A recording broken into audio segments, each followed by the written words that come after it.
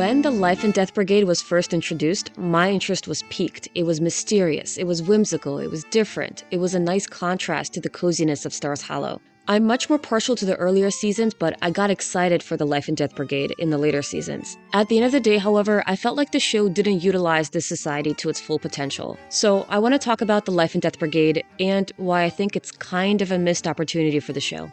So what is the Life and Death Brigade? It's a secret society at Yale dating back to the 1800s. We don't have the exact date of the club's formation, but during the first event that we see, Colin says it's the 108th Grand Assembly. This would mean that the first Grand Assembly occurred in 1896. Their motto is In Omnia Paratus, which means ready for anything. They're also an anarchic collective, which means they don't recognize leaders per se. Yale is not sure if this society even exists. This society was modeled after real Ivy League secret societies, including Yale's Skull and Bones and Oxford's Dangerous Sports Club.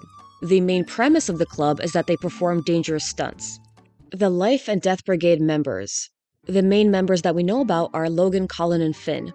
I've previously covered Colin and Finn, so I won't go into detail, and Logan is a very big character. We also have Robert. Robert is the third guy that we see in the revival, and I think that most fans forget about Robert, but I really like Robert. I don't know what it is about him. He's just so peculiar. We first meet Robert at the campsite. He's playing the not saying the letter E game. We also see him at Logan's poker game. He shows an interest in Rory right away. He seems to be a little bit flirty.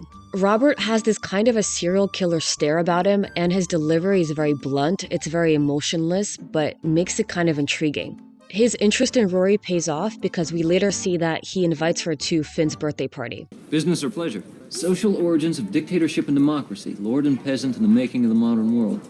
Oh, pleasure.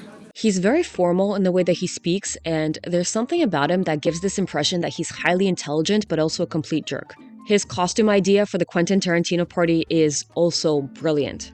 What are you? Date extra number 2. I like the fact that when he's on a date with Rory, he's actually being a very good date. He's not creepy at all. He's trying to be very respectful. And here's my favorite part, Robert's life goal. Is to outlive my brother, inherit the family fortune, put all my sisters out on the street and live as frivolously as possible, have numerous wives, thousands of illegitimate children, and die completely alone and leave every cent to a parrot named Polly. His life goal is psychopathic, it's malicious, it's insane. I like to think it's exaggerated, but that's what makes him so bizarre. So I guess what I like about him is the fact that he's very self-aware. He knows that he's a jerk, and he just embraces it. He leans into his insanity. In the original show, we see him one last time when he's planning the final Life and Death Brigade stunt. He's the one who's tasked with measuring and calculating the distance to fall. So my suspicion is that he might be the most intelligent one of the group when it comes to book smarts. The society also has a few ladies. There's Stephanie, the blonde girl in the gorilla mask. We really don't know that much about Stephanie. We also have Jillian and Rosemary, and we never get a confirmation that they're part of the Life and Death Brigade, but we do see them hanging out with Colin and Finn quite a few times. Jillian is played by the same actress who attends Stars Hollow High School, and I like to think that they're the same character. I feel so bad for Jillian. This girl is starving. All this food is making me ill. I think it's delicious. How can you eat like that? Juliet hasn't eaten a meal since 1994. My metabolism simply doesn't accept food. Could Could you pass me 3 peanuts? I gained weight. Why? Finn didn't make it past of me. Character. 2 more peanuts, little ones.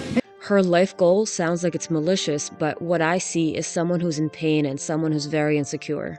I am not eating until I get married to some gorgeous but very poor man who will sign an ironclad prenup, and then I will get very, very fat. But he won't ever leave me because he would be cut off without a penny and die in a trailer park. It feels like the show wants us to judge this girl and see her as a contrast to Rory. It's as if Jillian is one of those girls that is very vapid and who doesn't like to eat, but Rory, on the other hand, is very comfortable and she loves food. It's kind of bizarre. Her comments are made in a comedic tone, but the words are very sad. Then there's also Rosemary. All that we know about Rosemary is that Finn keeps trying to get with her, and Rosemary stayed home for 1 month because of a tragic haircut. Okay, so what makes the Life and Death Brigade interesting? The Life and Death Brigade is interesting not because of the club itself, but because of the mystery around it. Their first appearance is a puzzle. We see a girl in a ball gown and a gorilla mask run into a public bathroom, so right away we see that this girl stands in stark contrast to her surroundings. She's out of place. Her exit is also mysterious. The Gorilla Girl also serves as a contrast to Rory's regular life at Yale. In a previous scene, Rory was conducting a painfully boring interview, and here we have something new. We have a puzzle, we have a mystery. Later, Rory's conversation with Doyle continues to build up that mystery. Doyle says that no one at the newspaper has ever been able to find the club. He says that some people had some leads, but no one has ever been able to confirm whether or not this society actually exists. I think that the secrecy that the show sets up surrounding this society ends up being stronger than the reveal itself. This, I think, is the first missed opportunity. It would have been more interesting if there were hints scattered throughout the beginning of season 5 of the society's existence. Better yet, it would have been great if the society was hinted at since season 4. It could have been like a Pretty Little Liars setup, but with an actual payoff. Logan basically gives the secret up the next episode, and he does it really easily, and that's the part that confused me. So, this society spent 100 years keeping itself a secret, but Logan seemingly sells out for a girl that he's interested in. Now, sure, during the event, no one wants to talk to Rory, but as Rory says, she doesn't need to talk to anyone. She gathered a ton of information.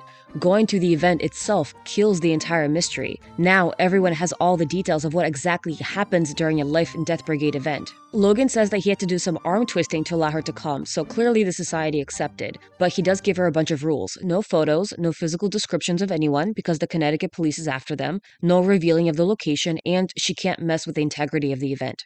Granted, these rules are helpful with maintaining the mystery, but ultimately, Rory is now able to confirm that the society does in fact exist, and she can publish it in the Yale daily newspaper. It would have been more interesting if Rory had to be a real investigative journalist and she had to pull clues together to figure out who is in the society. I know she does this in the show, but it happens so quickly. She could have cornered Logan so that he had no choice but to tell her. What I would have preferred is if Logan is put into a tough position where he has to agree to let her come, but on the condition that she doesn't write anything about it. Now, I know that the show kind of implies that Rory had a bunch of information and that she did confront Logan with it, but it leaves the impression that Logan knew that Rory did not have enough of a lead, and it feels like he did it primarily because he was interested in Rory, not because she had a ton of information. And this is not to demonize Logan for his actions, because the society clearly allowed him to do this, but it just kind of kills the mystery a little bit.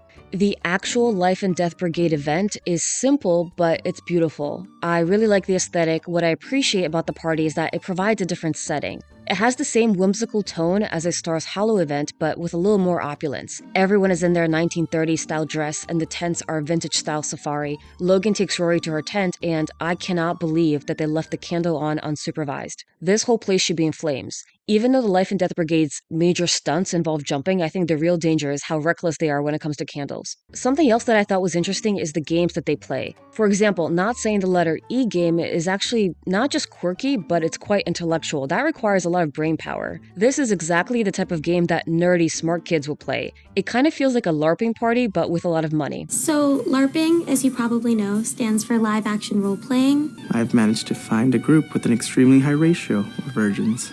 The next day, the party seems pretty fun, and aesthetically, again, it's very beautiful. I like the costumes, I love the music. The games were mostly wholesome. I don't get how anyone would enjoy the human polo game. It just doesn't seem like fun for anyone.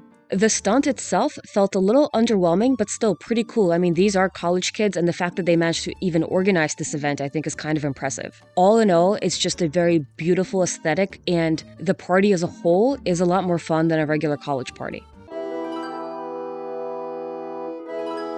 This is the first and only Life and Death Brigade event that we see. This society basically appears and disappears in 2 episodes. Although we see Colin and Finn a few more times, we don't see another event. There are 2 additional occasions that have the essence of the Life and Death Brigade event, but they're not quite the same. Specifically, I'm thinking of the Quentin Tarantino party and the Felon party. I really like the Quentin Tarantino party. I love the theme. It's very original. It kind of reminds me of the college parties that I went to when I was in college. The vibe of the party seems like something that the Life and Death Brigade would throw on. The last time that we hear of the society on the original show is when they're planning their last stunt before they graduate.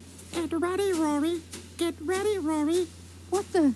The Life and Death Brigade kind of makes an appearance in the revival. That scene, as I've discovered, is very polarizing in the fandom. Some people absolutely hate it and some people love it. I personally did not love the revival, but I did love this scene. The entire scene is very unreal. I love the way that they're introduced.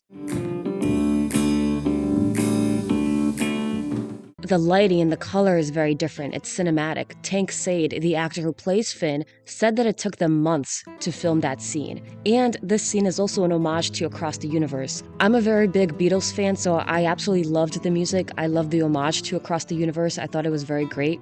Everything about it felt very different from Gilmore Girls. It had sort of a whimsical vibe to it, which is similar to Gilmore Girls, but at the same time, you could see that there was a very clear shift in aesthetic. I also absolutely love the Argentine Tango Dance Club. It is stunning. It's up my alley. The performers are absolutely incredible. These are real dancers, and I could watch these dancers all day. For me, this scene felt more interesting than the rest of the revival, just because it was just kind of removed from the rest of the show.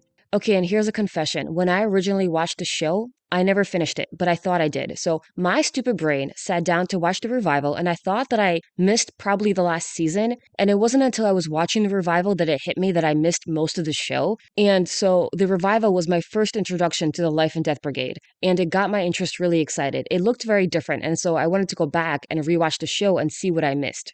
Now that I've rewatched the show, I could see why some fans hated it. The sequence takes up 15 minutes of the final episode. That's a lot of screen time for a cast of characters that are not that big in the original show. Colin and Finn only made a few appearances in the original show, and most people don't even remember Robert. The scene gives the impression that the group played a more prominent role in the show than they actually did. So I do understand the complaints. It's the fact that it took up so much time, but it really gave no character development. We didn't really get that much of a conclusion for the bigger characters in the show.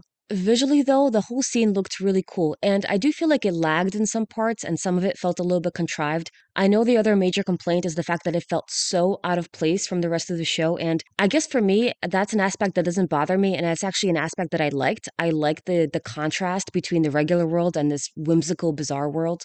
The criticisms. The Life and Death Brigade has its fair share of complaints, and they are kind of valid. The first complaint is the fact that it's privileged and it's a bunch of spoiled kids. And you know what? Yeah, they're right. It is privileged, it's spoiled, and I do judge the Life and Death Brigade for all of their opulence. At the same time, though, I think that's what TV is designed to do. We get to step into these worlds that we never get to be a part of, so even though I judge this society for the way that they act, I do enjoy watching them on screen. The one aspect that was particularly obnoxious about the Life and Death Brigade is their little pranks of stealing from rich people. That just felt kind of immature for me.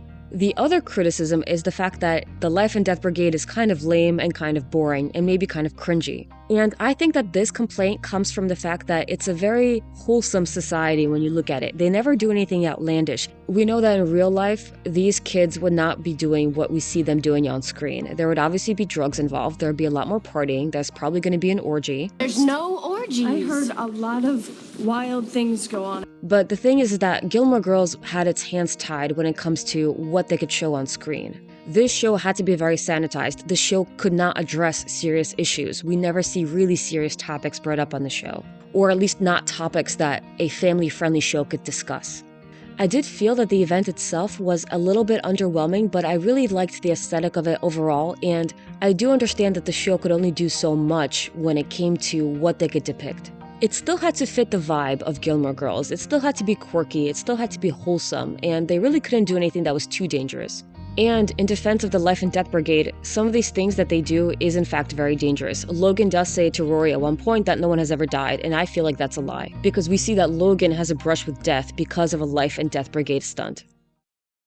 I think that I felt a little disappointed in the Life and Death Brigade because there just wasn't enough of it. There was enough buildup for it, and it created so much intrigue about the society, but then it was revealed really quickly. But then after it was revealed, I wish it was explored a little bit more. I wanted Rory's life at Yale to be a contrast to the coziness of Stars Hollow. I wanted the setting of Rory's college life to look different from her high school years. The Life and Death Brigade could have been used to highlight Rory's insecurity about being too sheltered and too afraid. In the episode where the society is introduced, the show does touch upon the fact that Rory is afraid to take risks. This theme also ties into Rory's desire to be an investigative journalist, and what would have been interesting is if Rory tried to overcompensate by participating in more Life and Death Brigade events.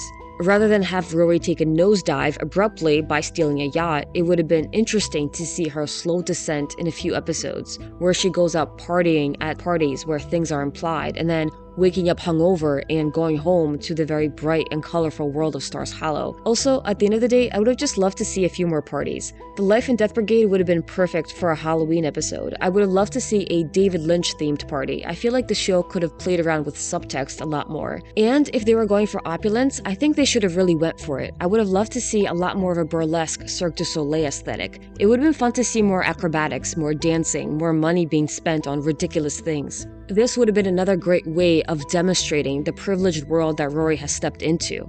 So, at the end of the day, the Life and Death Brigade was fun, but it was just very brief, and I think they could have done so much more with it.